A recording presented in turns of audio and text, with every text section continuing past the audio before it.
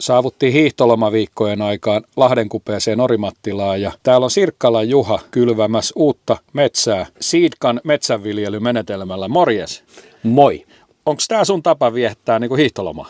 Tämä on ehdottomasti mukavin tapa viettää vastuuntuntoiselle miehelle hiihtolomaa, että Seedcan siementykillä tehdään sekametsiä, eli tällä alueella, missä nyt tänään ollaan, niin kirjanpainaja on syönyt kuusikoita ja tänne nyt vaihdetaan puulajia sitten männylle ja koivulle. Ja kyllä me kuustakin vielä tehdään mättäitä, istutetaan sitten niille paikoille, kun hastasta nähdään, että mitkä kohdat on mätästetty ja mihin tarvitaan puiden taimia, että tänne alareunaan tehdään mättäitä.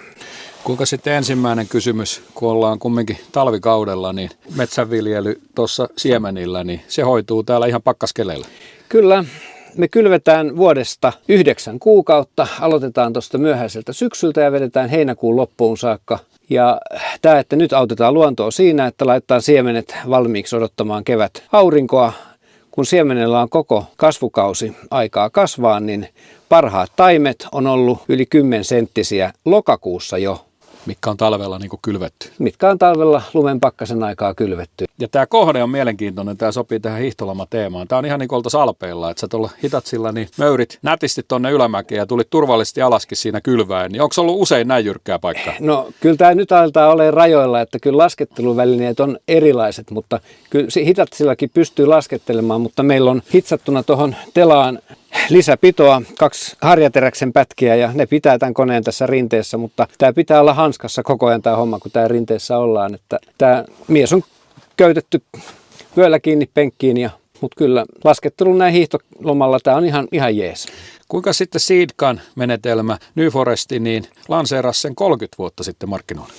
30 vuotta sitten saatiin idea tähän metsänkylvöön paineilmalla ja tämä on ruotsalaisen tutkimuksen mukaan tosiaan maailman vähiten huono metsänkylvölaite ja 30 vuotta ollaan tehty uusia sekametsiä myös, että ollaan kylvetty niillä siemenlajeilla, mitä isäntä on pyytänyt tai emännältä mä kysyn ensin ja sitten isännältä ja kerron vielä oman mielipiteeni siihen. Ja jos saan alueella vaihtaa puulajia sen mukaan, mitä maaperä vaatii, niin se on hieno juttu. Ja siitä tulee sitten raportti ja kuva, mitä on tehty ja se voidaan lähettää sitten Brysseliin tarkempaa katsastelua varten, että tällaisia hiilinieluja täällä tehdään, että pistäkää paremmaksi.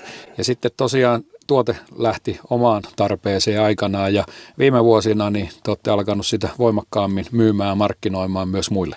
Kyllä, nyt on myynti ja markkinointi on valjastettu tähän hommaan, että meillä on valmis testattu tuote, mistä on hyvät tulokset ja hienoa on se, että samat asiakkaat pyytää uudelleen, vanhat asiakkaat, mutta uusiin uudistusaloihin. Ei puhuta aukoista, vaan uudistusaloista ja tehdään sekametsiä, ammutaan niitä puulajeja sinne, mitkä sinne parhaiten sopii ja jos tarvitaan taimia, niin laitetaan sitten taimille mättäitä, mutta samalla koneella saadaan se koko alue kerralla kuntoon. Korjataan korjuujäljet, perataan ojat ja laitetaan uusi metsä kasvuun.